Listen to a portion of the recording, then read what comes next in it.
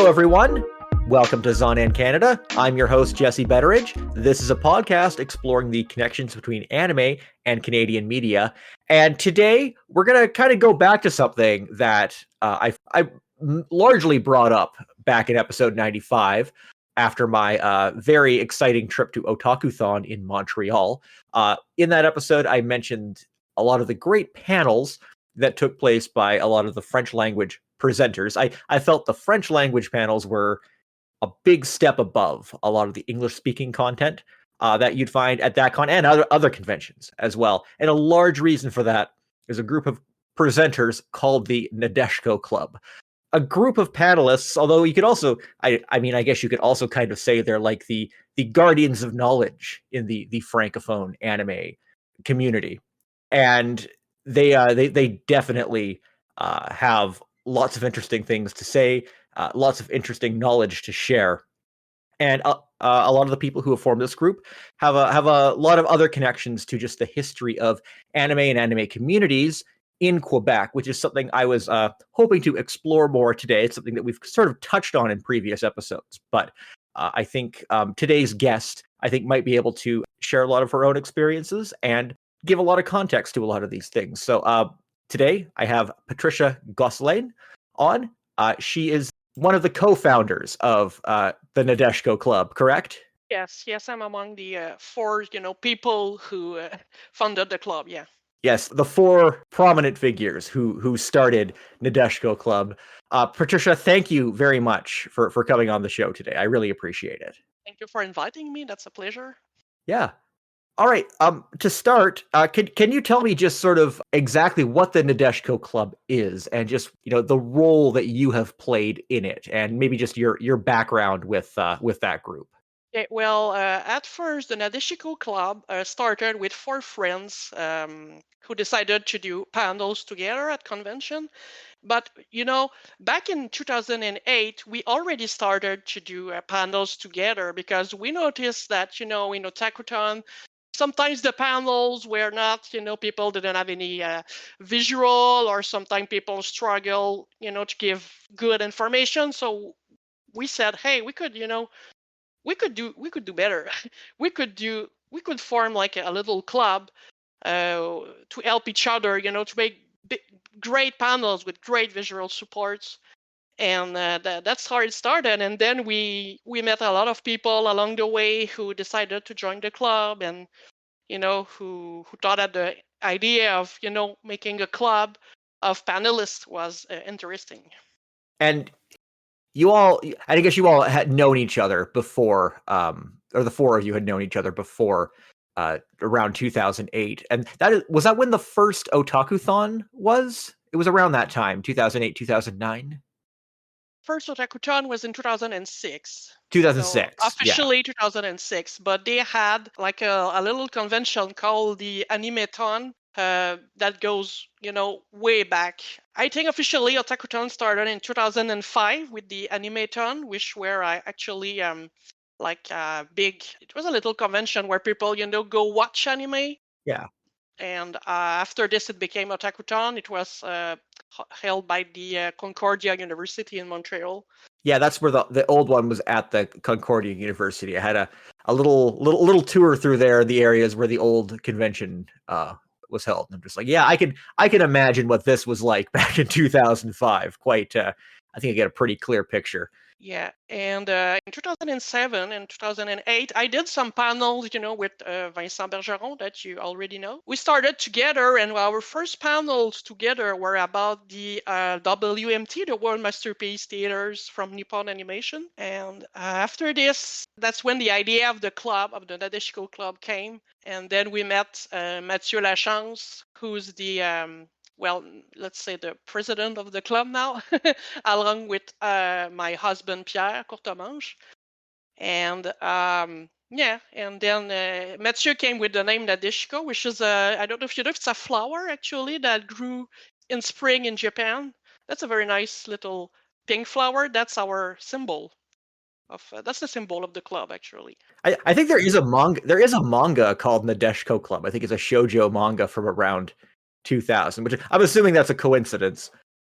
Oh, I think that's a coincidence Yeah. because no, it was more about the flower, not about the Yes. show. Yeah, exactly. And so Vincent was I've mentioned him on this show before. Um he is a true archivist for classic anime. And I found it like when I was at Otakuthon, I went to a couple of his panels and they were fantastic. He does this great uh variety show kind of format. And it's all really well done and very energetic. I've consulted with him a lot on most of the episodes I've done before on Minifay or Candy Candy or Goldorak. He has like incredible insight into all of these things, and apparently he has quite a collection too. You've never been to his place, but his house is like a museum of, it's literally a museum. We call his house the museum because there's so many. He's a big collector. He knows so many things about anime and manga in general. He's amazing. Yeah, and he has a jean jacket with just covered in all kinds of different anime related patches that he's collected over the years too. You can't miss him Oh yeah, but at his he got panels. like two coats now, or is it three? Because Oh, the is that the first coat. three? Oh Oh wow. yeah, because the other ones were full, so he had to buy another one and start over with a new collection of pins and. Gotta admire that because I have a pile of pins and that Otaku no Video patch that I got like a decade ago with the Anime Go release. I have Oh no idea what to do with them personally. Maybe I should start a jacket too. Maybe yeah, maybe that's that could a good maybe I idea. could Or at steal least that a idea from him. wall, or you could put them on a wall, or somewhere in your bedroom. I don't know. Yeah. What I find really interesting is that as we touched on, Otakuthon started in 2006. A lot of the conventions we know now started in like the late 90s, early 2000s, and it's a little interesting that Otakuthon, which is the major con in Quebec, it took a little longer for it to get going there, and I think it's that's really interesting because French speaking Canada has a much longer history of anime being mainstream or embraced by mainstream audiences than pretty much anywhere else in North America. I think even more than a lot of places in Europe as well, because so many shows were produced and in Quebec going back to the late 60s and early 70s and ran on Radio Canada and other broadcasters. There was some anime on TV in English speaking Canada and the United States, of course, but in French speaking Canada, it was so central to cartoons that were being run on those stations. And I know that there was a little bit of a bump in the road, kind of a lost decade that happened in the 90s Yeah. for a variety of reasons, and that almost kind of delayed modern anime fandom in Quebec. Is that kind of a correct way of putting it? Yeah, actually, we can say that we had a lost generation of of people who liked anime Yeah. and manga. Not That quite as bad as the lost decade in Japan, but it's a no, little bit of a gap there. yeah, there's a gap. Yeah, and I can explain you why.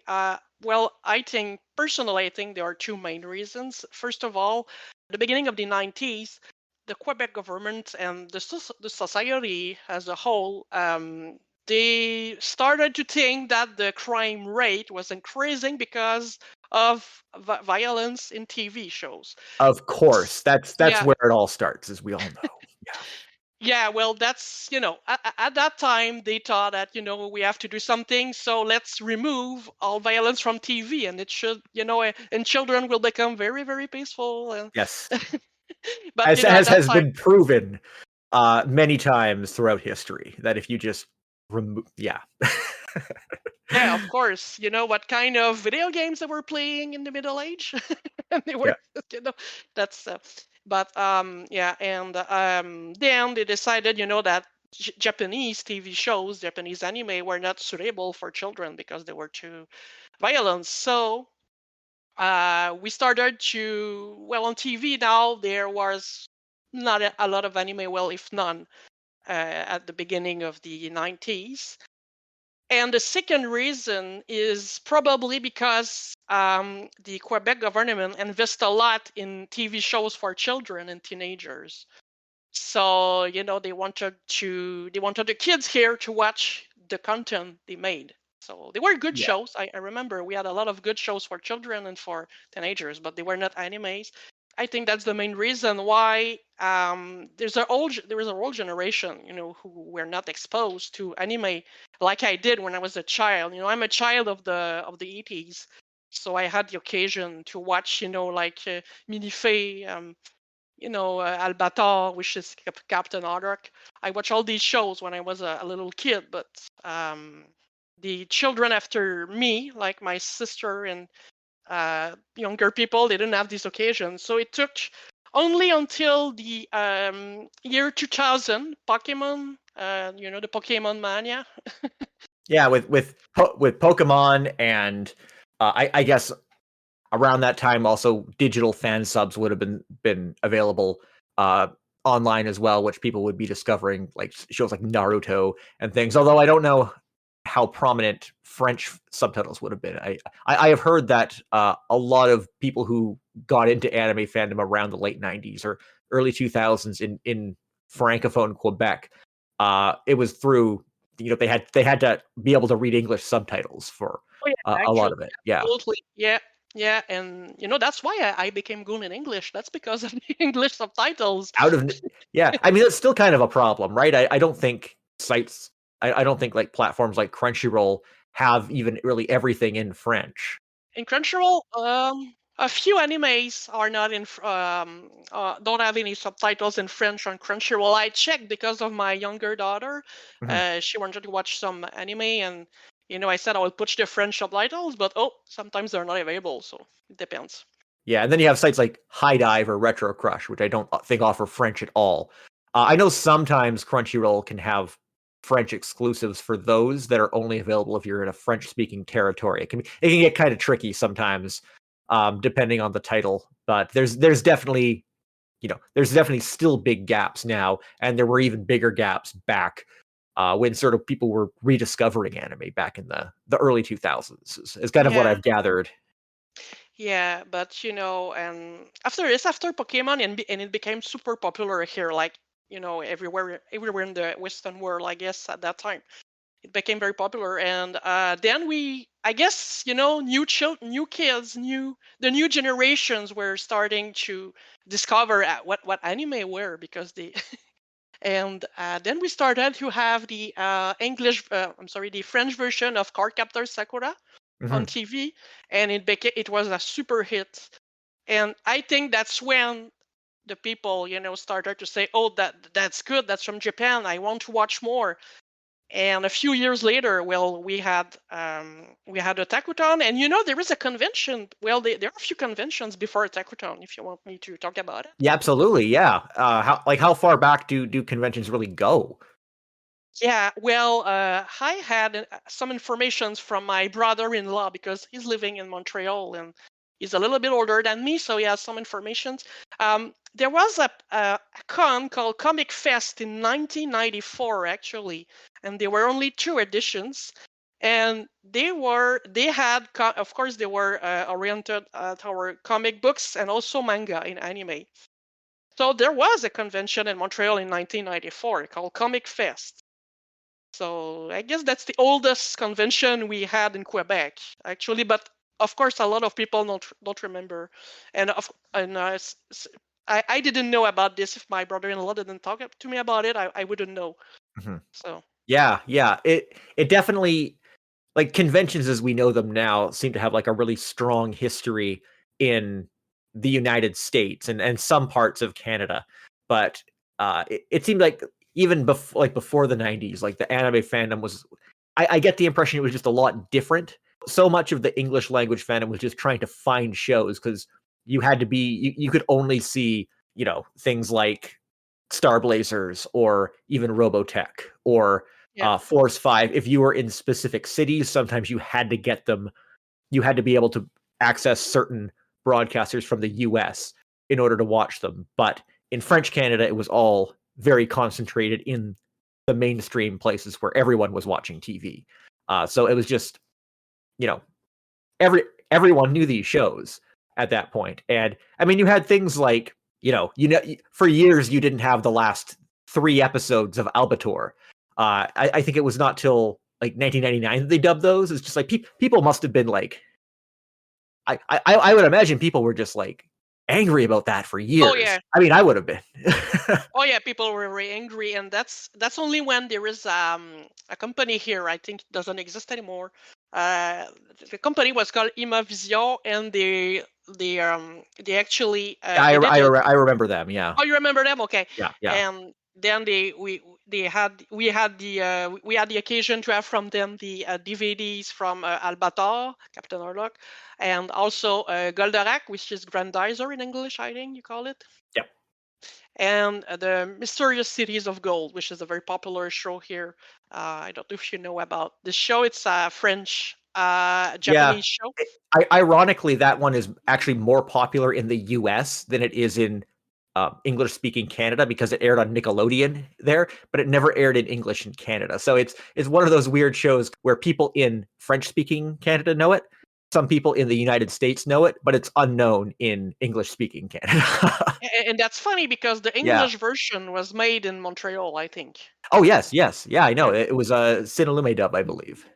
Yeah, Yeah. so that's kind of it's funny, but sometimes that happens. There's a show popular in some places and other places not so. But going back to convention, there is also another one called Fantasia in 1996. Did you hear Yes. about this one? Oh, I know Fantasia. It's I mean it's a film festival Yeah, now, but I know it has yeah. a little bit of a different history.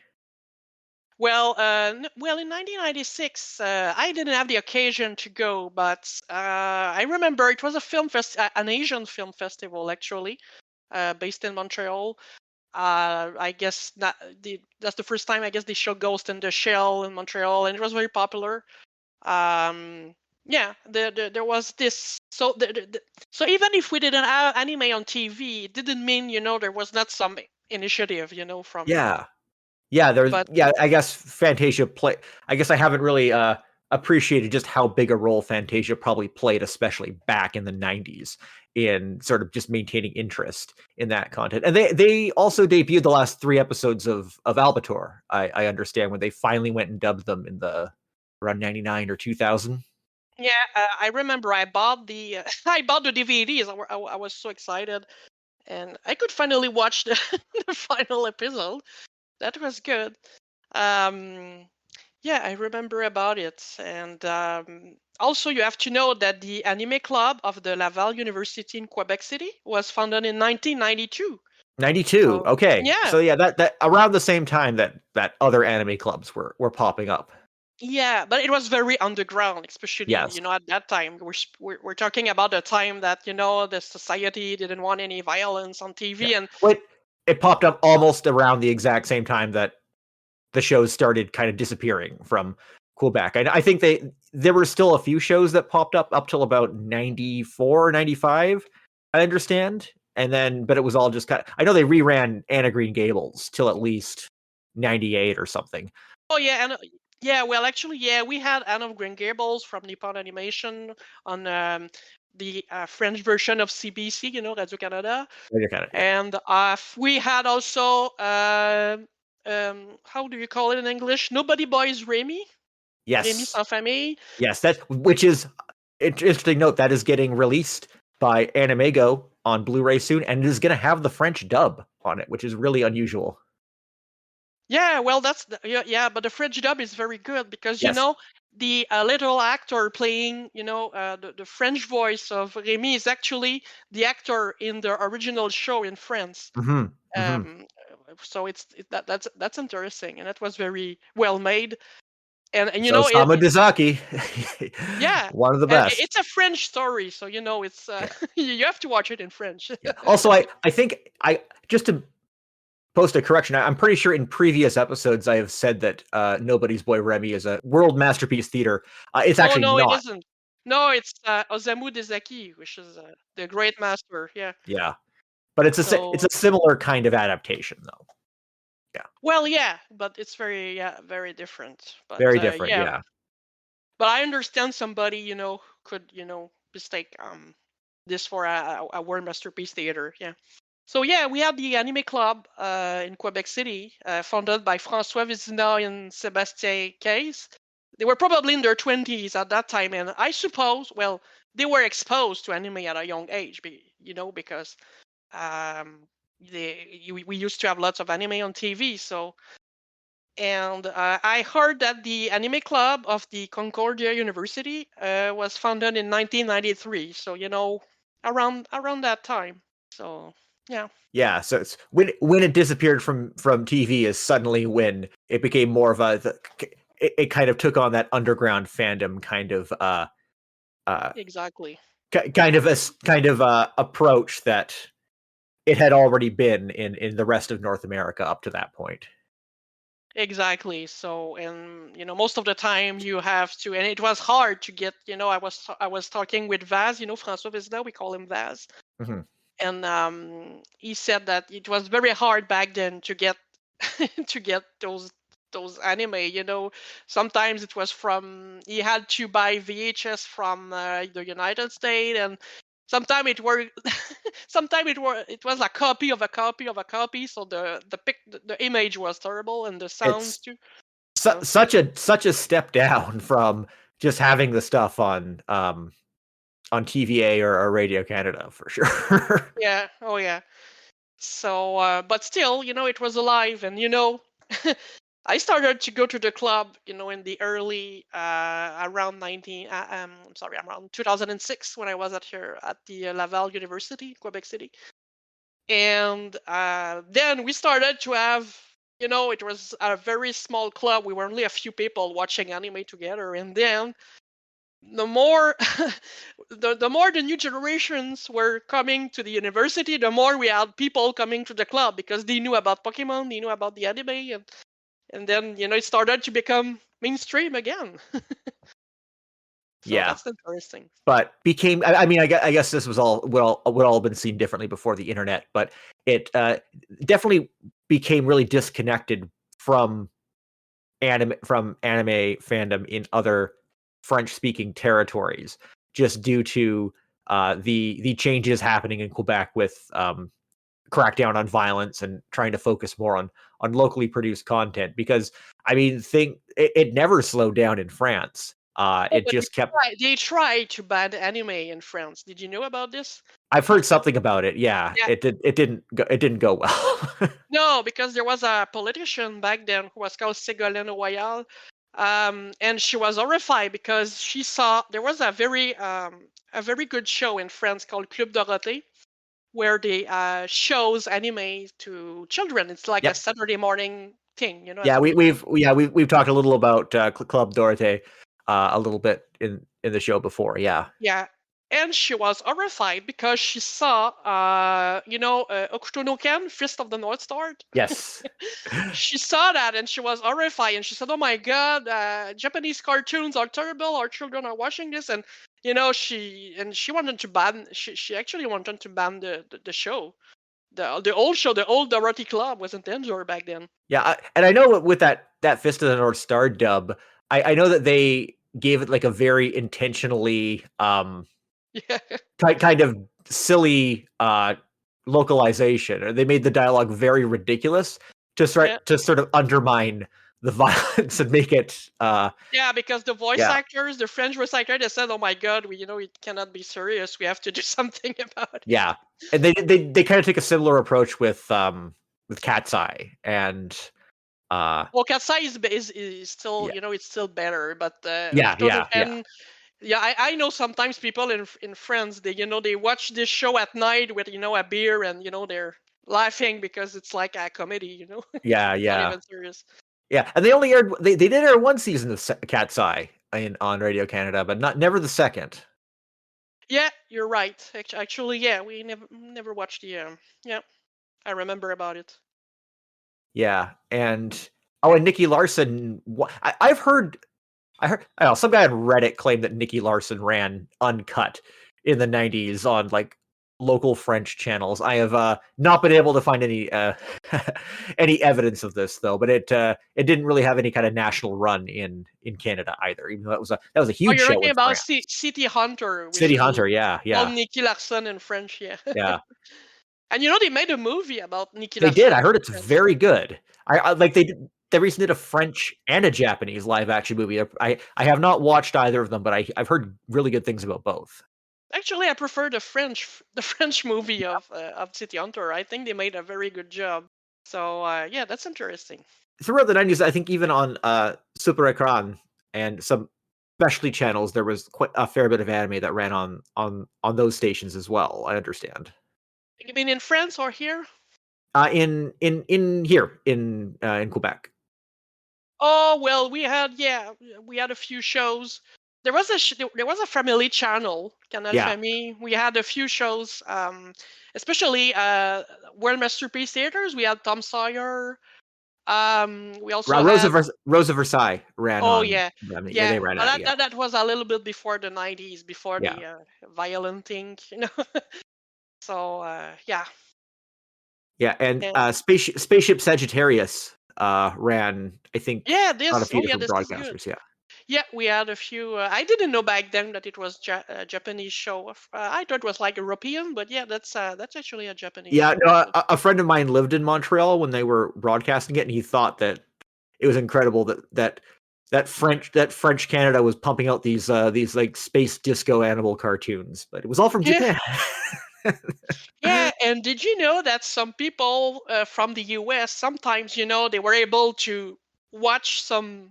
They had access to CBC, to Radio Canada, Yep. and they watched these cartoons and they said, "Oh my God, they're good French Canadian cartoons," because they didn't know they were Yes, Japanese. Again. especially in Eastern US, a lot of people got anime by just watching the French dubs on Radio Canada, but not understanding it because it was in French. Yeah, yeah, exactly. That's what happened then. Yeah, before Takutan, there was also a small convention in 2005. I have to talk about it because I'm from Quebec City. It called, actually, it was organized by a store we have in Quebec called L'Imaginaire. And there was a cosplay back then in 2005. We could, because they sell manga there and comics too. So I remember back then I was dressed as Rizal Kai from Full Metal Alchemist. Ah, yes. So yeah, I remember this is a year before Tekuton officially. Mhm. So and every year they still have this little convention at the store at l'Imaginaire, and now they have stores everywhere in Quebec. Now they even have a store in Rideau Hall in Ottawa now. Yeah, So, I think you have more stores in Quebec than we do over here, actually. oh yeah, Yeah. or maybe yeah. Yeah, I think I mentioned in the Otakuthon episode is that there's a high Asian population in Vancouver, and because we're a Pacific Coast city, Yeah. obviously it is a city that gets featured in anime a lot. But I find in Quebec, especially in Montreal, just sort of the history and familiarity with anime seems to be a lot more prominent there. It feels like that's the true anime capital of Canada from from my brief perspective. I've never stopped to like animes, even during the last decade. And I remember I watched Sailor Moon. Actually, we had the French version of Sailor Moon around 1994, 1995, and then we had the French Dragon Ball dub also. That's something I wanted to ask you a little more about because obviously Sailor Moon was a huge part of early anime fandom developing in that period in the 90s in Canada because it was like the only English territory where it really took off initially in 95, and it took a little longer in other places. But at that same time it was running in Quebec as well, and it was one of the very few new anime that was hitting the airwaves at that time. Oh yeah, but it was not popular at all. Okay, It was a okay. Yeah. show. Well, because I remember I was in high school and uh, I didn't tell anybody that I watched Sailor Moon because people would make fun of me. It was a show for little, 6-year-old girls. It was not something that, young people, teenagers watch back then. It was a kids for show. And I guess the channel who bought the series was TVA. Yeah. And they only bought like, I think, 8 or 9 episodes. And it was always the same episode, going on and Oh on and wow, on. it was only 8 or 9 episodes? Oh yeah, I remember. I still have them on tape, so I have to watch. But it didn't goes very far. Oh And I remember, wow. yeah, and I remember That, because at that time I was watching the English version on Fox, I guess, uh, in English, and it was on Fox, right, Sailor Moon? Do you remember? so it depends where you are. It was, I mean, it was on across Canada. It was on Global and YTV. Okay, here, You okay, where you are, you might like a local US affiliate might have been playing it. I can't say for certain. I'm not sure which like because Fox affiliates yeah. you would have gotten in your area. But yeah, you likely would have seen it in any of those places. Yeah, and I remember I prefer the English version back then because at least they were not only 9 episodes, they would Yeah, yeah. yeah, and it was very interesting to watch. I think the English dub was made in Toronto back then also. It was a It very good was, dub. yes. Yeah. Yeah, no, we did an episode on Sailor Moon a few years ago and I had the director of the English dub on and Oh we yeah, you did a little did. interview Wow. with him. Yeah. Okay. And I remember I around the same time I also watched the English version of Dragon Ball Z actually. So So they ran this was also on TVA.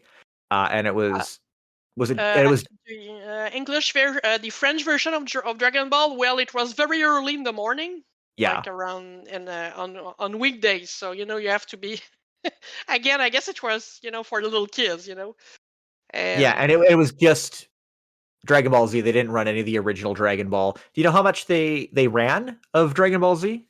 oh no, no. Again, we only have I guess a few. I remember if I remember well. I'm not even sure we made it to Vegeta.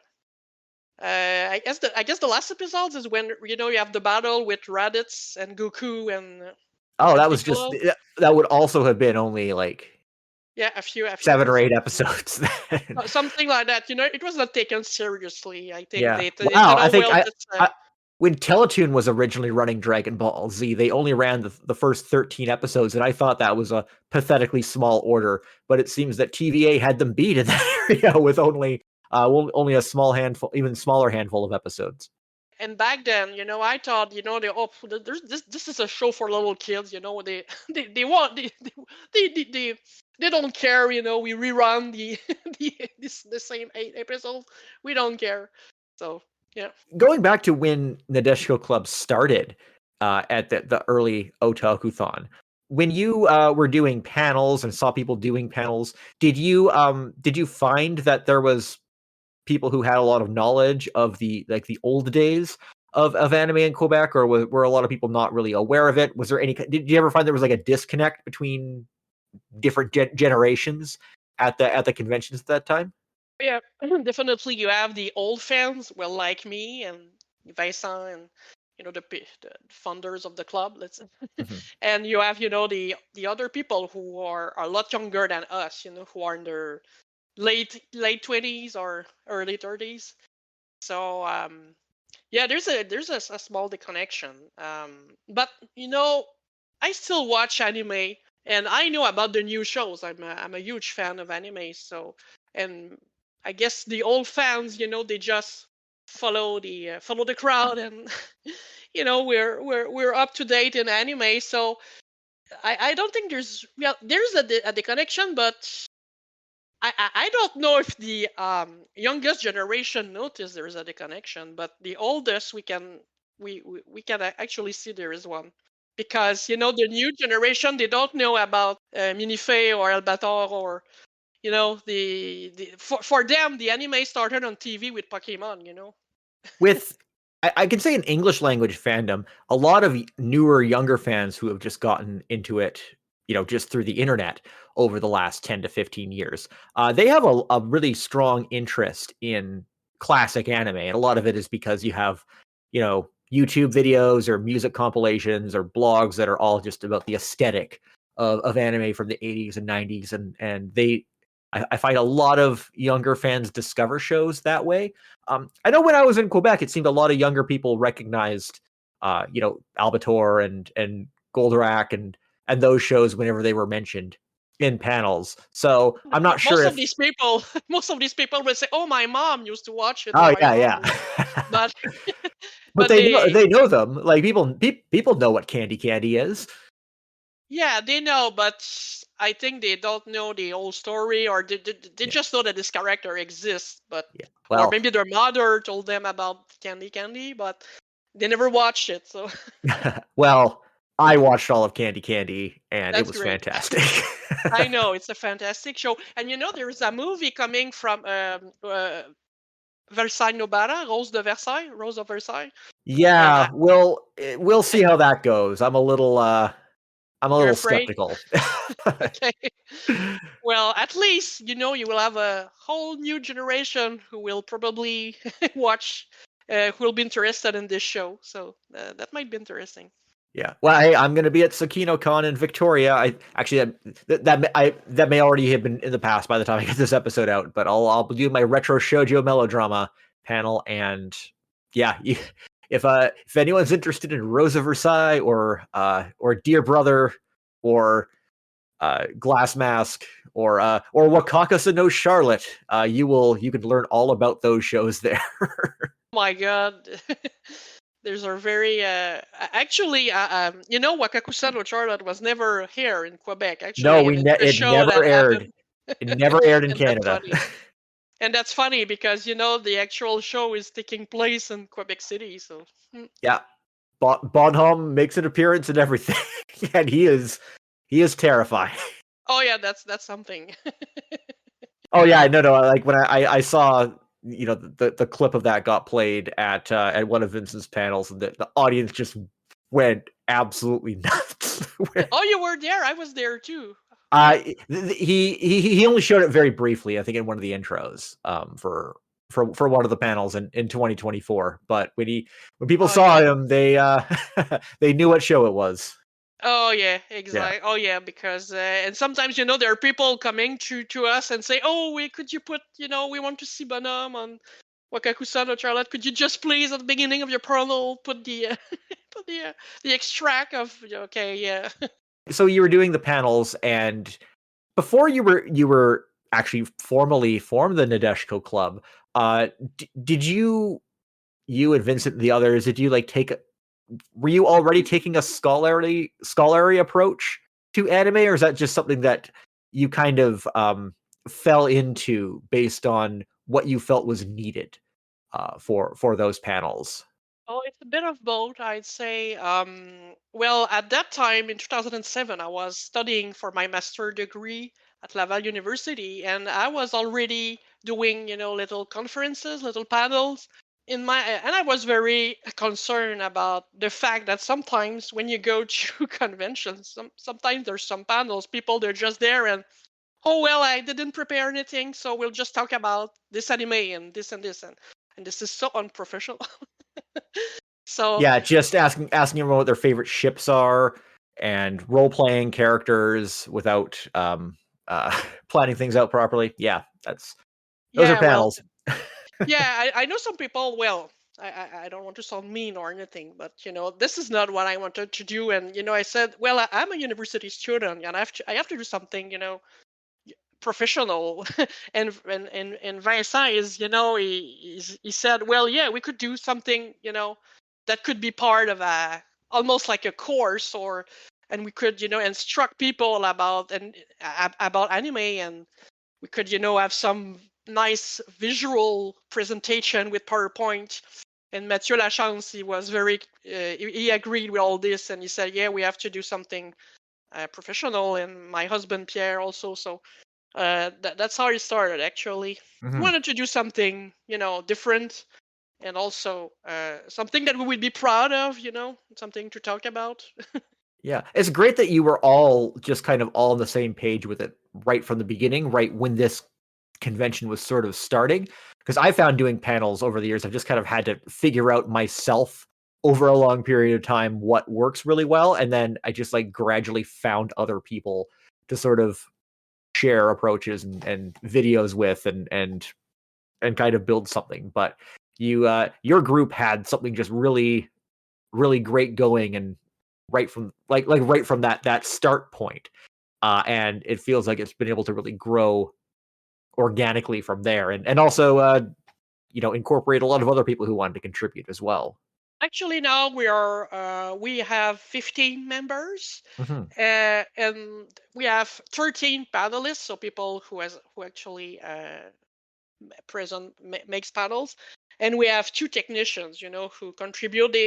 People, who are too shy to make panels, but they're still part of the club because they help us with the presentation, they help us with the technique, with the computers, and Who edits the videos? They're so great. most of them is Vincent Bergeron, Vince. Oh, wow, okay. Well, he's I should have known, but yeah, he does great stuff. Oh, yeah, he's very humble. He will say that it's it's very easy to do, but he's great. And Mathieu Lachance, he did some editing also.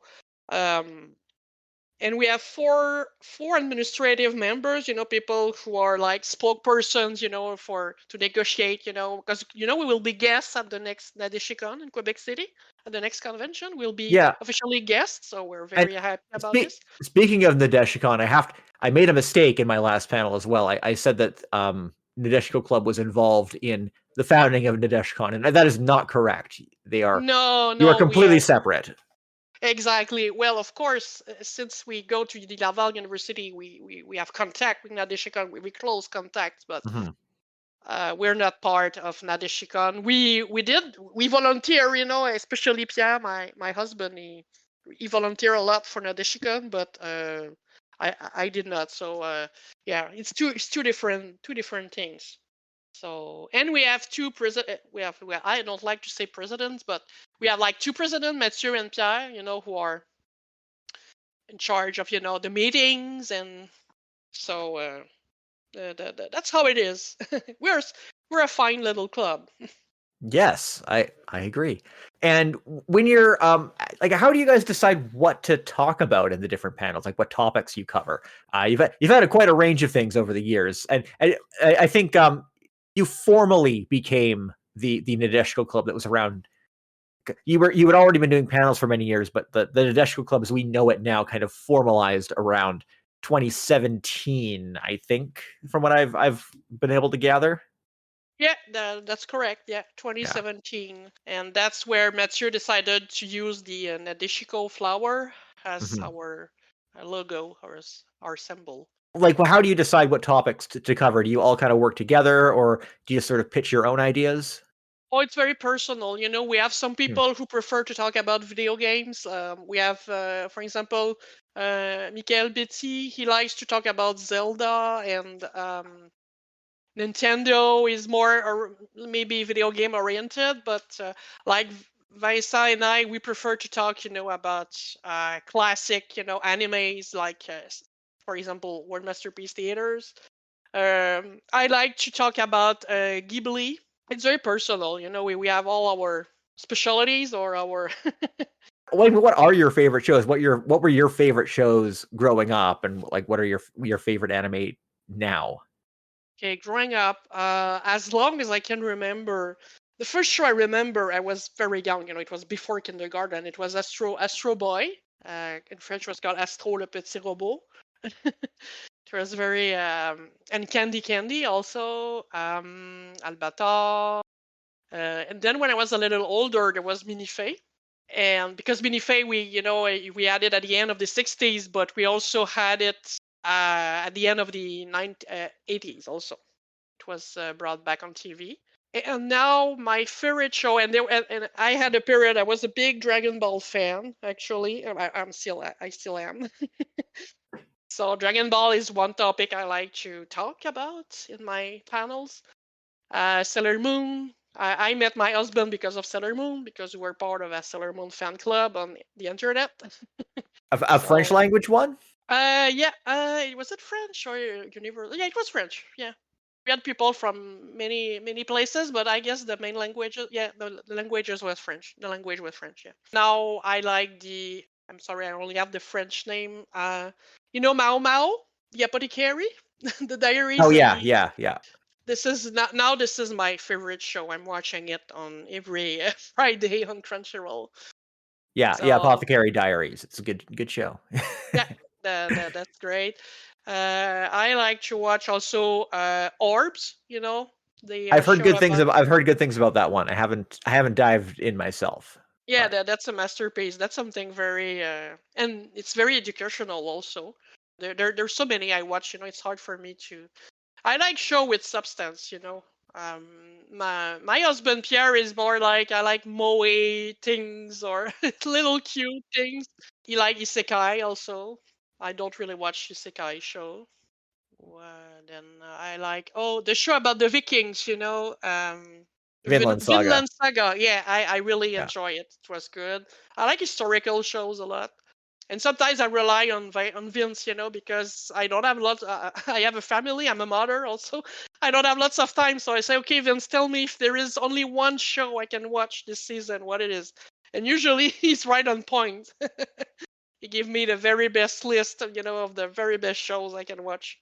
Going back to what you mentioned about the online Sailor Moon fan club, I'm kind of curious if you had anything to say about online francophone anime fandom in like the late 90s and early 2000s. Was that much of a thing, or did you have to rely on English language sources for a lot of things, or English language communities for a lot of things? That's a A bit of lot a of gap in my in my background. Okay, yeah, well, yeah, at the end of the 90s and the early 2000s, yeah, you're right. We had to watch most of the things in English. And I remember I was going to, l'Imaginaire, the store I told you about earlier, who made a convention. They had a few, quite a nice collection of English VHS, English tapes. And I got all my dub tapes from there. So yeah, it was a lot easier to get English tapes than French tapes because in France they have their own system for VHS and videos, which is not compatible with the systems we have here. So it was a lot easier to get stuff coming from the United States than from France. So yeah, we definitely had to watch English content back then. What about for like online discussion in French Canada? Were there Usenet groups or other online bulletin boards for people in Quebec or French Canada, or was a lot of that activity just in English or with other French speaking territories? Did you I don't know if that's something you had any involvement with. Of the groups on the internet or the fandom was mostly from France, from Europe. Hmm. So there were only a few Quebecers on a few French Canadians on these groups. So we had to rely more on, if you wanted to speak with other Canadians, well, we had to go on English groups, English speaking groups. So we had to become good in English very fast. If you're an anime fan in French Canada, if you want to watch anime, or you needed to be good in English. But I think that that's more or helped. less how I first met your sister. Because when I started my old Zon in Canada blog, I didn't have a lot of I was complaining about a lot of the anime we were lacking on Canadian TV. And she reached out to me and gave a lot of information about that's how I learned a lot of the background of anime in Quebec, because I knew very little at that point. And she said that she had some information that she shared from you as well. And then I reached out to her again a few years later when I was trying to do more research for the podcast, and that's how I got in contact with Vincent. Yeah. So yeah, that little overlap kind of led to interesting things too. Yeah, well, Vince is like an encyclopedia. He's Yeah, great. I know you don't really go to otakuthons so much. Did you still do panels at other cons? Well, Nadeshiko, because it's in Quebec City, so Hmm. it's not hard for me to get there. I did some panel for the last Quebec Comic Con.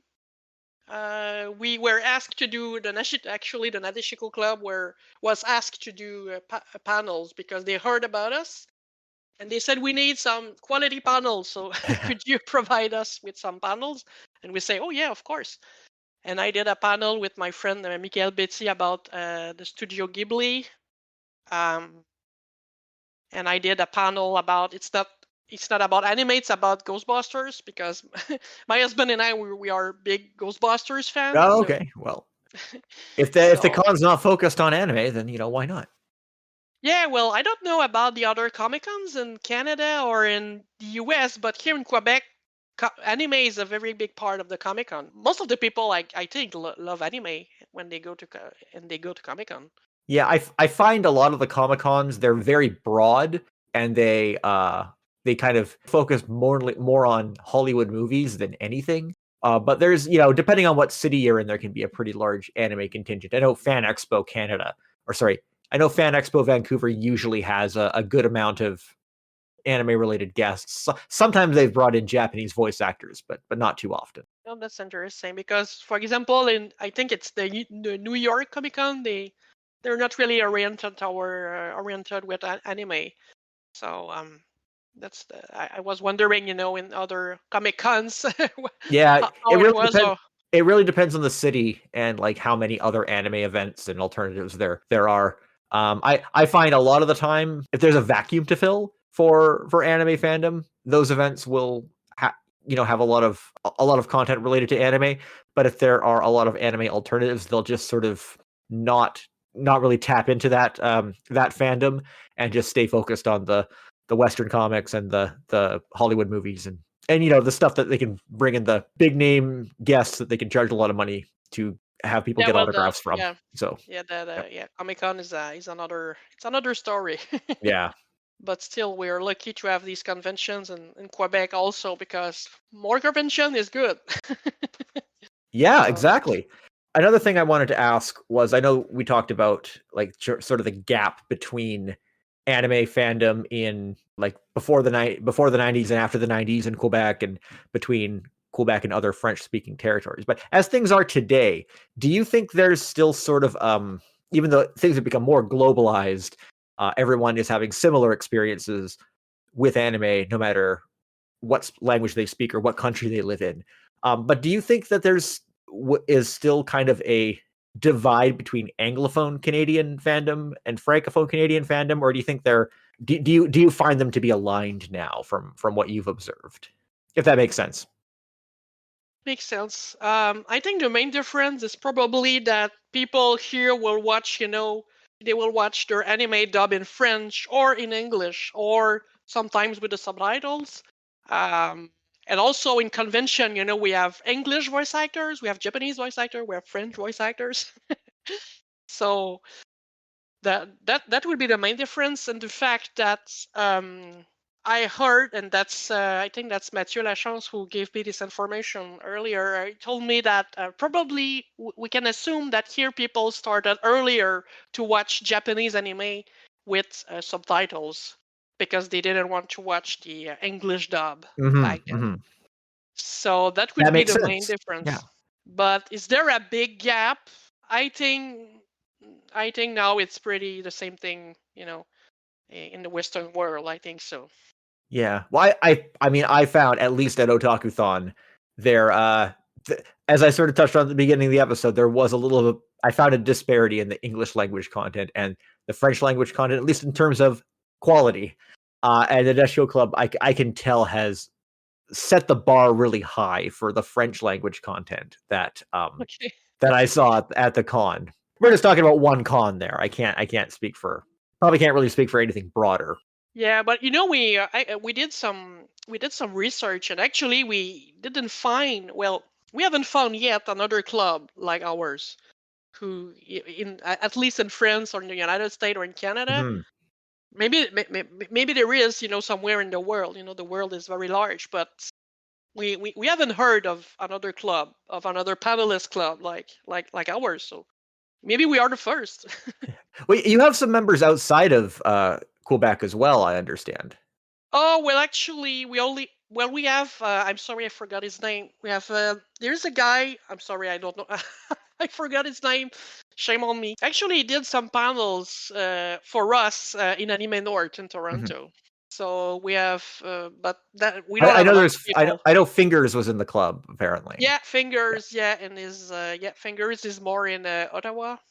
So, Ottawa, and we yeah. have Dr. Dave, who is also from Ottawa. He's actually British, but he's a British Canadian. And I think that's mainly because of him. We wanted to be professional, because I remember I saw the panels of Dr. Dave back in, I think it was in 2006 in Otakutan, or in 2007, I don't remember. And yeah, I was amazed by how well organized he was, and he's an engineer, so everything he said was so interesting. Have you ever watched one of his panel, Dr. Dave? I did see his free run panel at Yeah, Otakuthon this year. It's pretty good. yeah, and he did a panel about Steam Boy, the movie. Yes, yes. And he was explaining, how it was in England back then, and that was so interesting, and so that was a very fun panel to watch. So, and I said, if somebody can do something like this, we can do. we are able to do this, and he's part of the club now, so we're very happy to have him too. One thing that we've talked a little bit about in previous episodes was French dubs that are produced in France versus French dubs that were produced in Quebec, mainly in Montreal. And I wanted to know if you had any thoughts on this. I know that it's pretty rare now that we see any anime dubbed in Quebec. I think it does happen for some movies sometimes, but despite having that long history going back to Minifay, Quebec dubbing has kind of disappeared. And I wanted to know if you had just any general thoughts on that, on the quality of those dubs versus French dubs. My understanding is that the Quebec dubs often that people don't sound like they're from Quebec. They talk in a more kind of neutral French. French is it's a bit like in English. You have people in Australia, they don't talk like people in Canada, or Mhm. and people in Ireland, they have their own English. But in the end, when you dub a show, well, you have to you have to remove your accent, so you're kind of like we all talk in a neutral French language, and this is the same thing for the Quebec dub. Even the movies, even if they are dubbed here, people from France will still understand the movie because it's a neutral French. And do I have an opinion? Is there a difference? Well, I think the old French dub of Minifay and Petit Castor, and all the good anime that Mr. Lapointe brought back to us in Quebec back then, I think they were very well dubbed. And actually, I think French people would understand, these dubs. There would be no issue at all. JA Lapointe. Yeah, He was the one who first licensed Minifay yeah. from Toei. I believe it was. It was. Did you know more about that? I understand that it had something to do with a film festival that was running in Montreal at that time. Yeah, and I think Mr. Lapointe, he was like a big fan of Japanese horror movies, Mhm. and he was interested into that, and that's why we had the occasion in Quebec to have anime so early Yeah, in because the he in the he history. somehow just wound up with the rights to Sally the Witch, um, Yeah. through his licensing deals. I don't really understand how this happened, and it's strange because that was the only place in the world where outside of Japan where Sally the Witch was running at that time. Oh And well, that's because of one man. Because I think yeah, Mr. Lapointe was probably very ahead of his time. yes, And without him, we wouldn't have animes like we had here. Um, and also because of France, also because in France they had Mr. Hubert Chanzou, who was a movie distributor, and again he was a man very ahead of his time, and he imported so many anime in France, and France became I think one of the places in the Western world where anime became popular before everywhere else. Italy also, and Spain, I guess, yeah, but and Quebec Quebec. was And very Quebec, ahead yeah. of the curve, and he picked up Minifay, and they did a Speed Racer dub that seems to be just complete lost media now as well. And Oh, there's and a French version of Speed Racer. I I am never watched it. this is what I have been told. Maybe Okay. I think we found some records of it. It was me or Jonathan Andrade had found TV listings for it. And it's I think I found some information saying that he had licensed it or it was a dub produced in Quebec, but there's just no other evidence or clips Oh, of it anywhere. Maybe this is something Vincent would know. I couldn't find anything else. And Okay, well, that's very underground because I've never yeah, heard of this. but also Kimba the White Lion was Oh yeah, we I had this French version on TV. yeah That was great. yeah, and that was the first one that ran. That was the first French anime that ran in France, but the dub was produced in Quebec. Yeah, Yeah, exactly. yeah, and and Princess Knight. Princess Knight, I think, also one of the only places in the world where Princess Knight was running with a Quebec dub, and I believe Mr. Lapointe was also connected with that one. Probably, yeah. And Probably, the little probably. beaver, Le I gotta Petit double check. Castor. Yeah, the Le Petit Castor. Yeah. That's probably a show I need to do an episode on, because that And seems to the be French people, they don't know about this show. really it seemed to be pretty prominent, from what I've seen. I know Des mentioned that it was more popular Yeah. than Fables of the Oh, Green here it was Forest. very popular. It was Yeah, and it was, and again, it was thanks to Mr. Lapointe. And he probably told himself, oh, it's a show about a beaver, so it will be great for children here.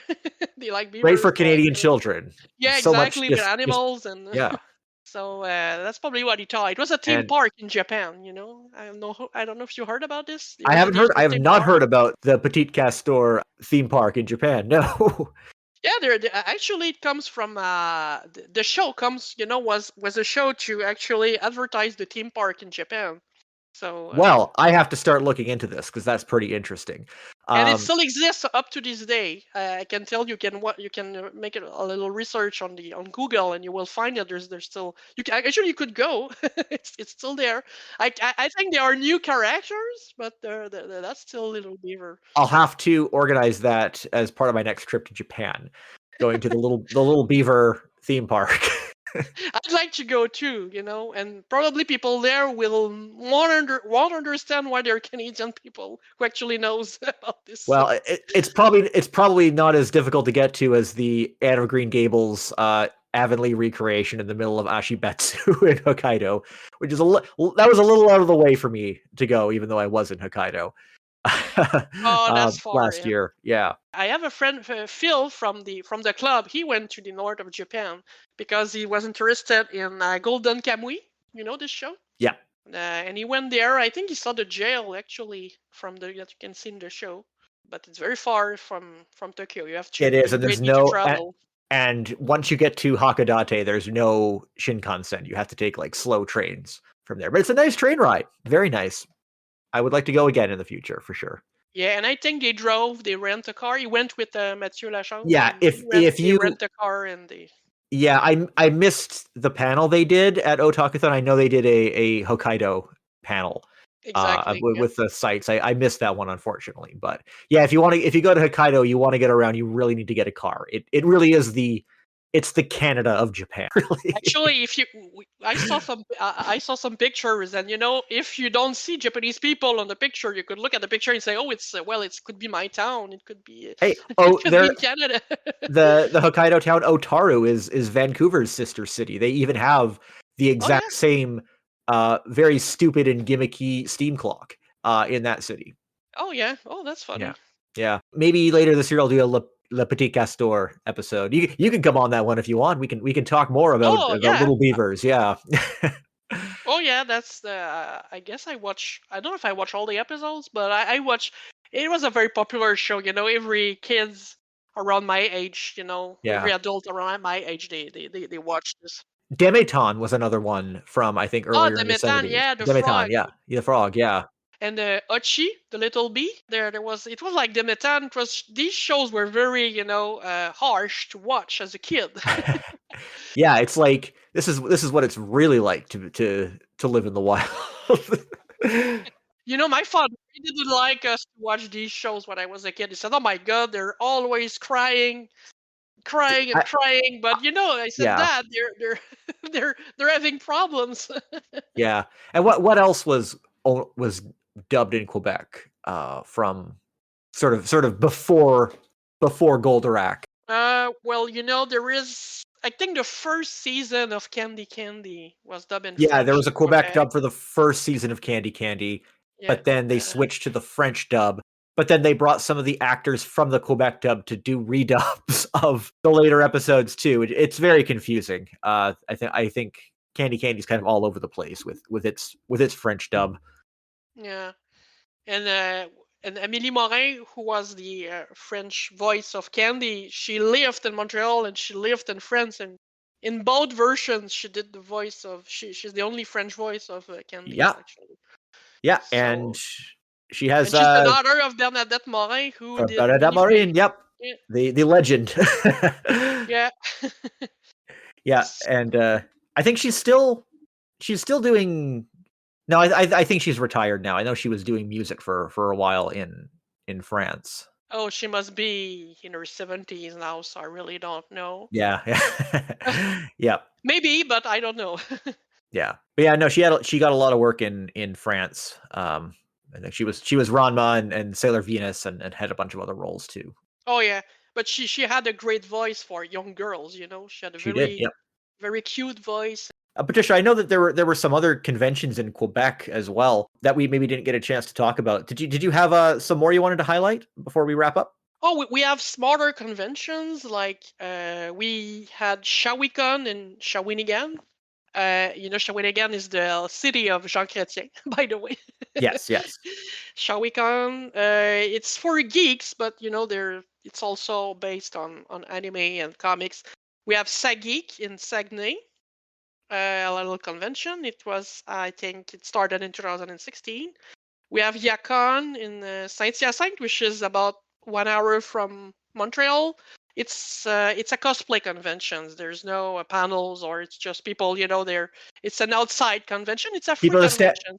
standing around outside taking pictures, Sitting basically. around outside taking pictures in the gardens, and you know, it's fine. It's a good convention. And of course, we have all the Comic Cons, Montreal Comic Cons, Quebec Comic Cons, who are not anime oriented, but it's a big part of it now. So maybe there are others that I forgot, but that's the main ones. Yeah, and of course Nadeshiko and yeah, and Otakuton.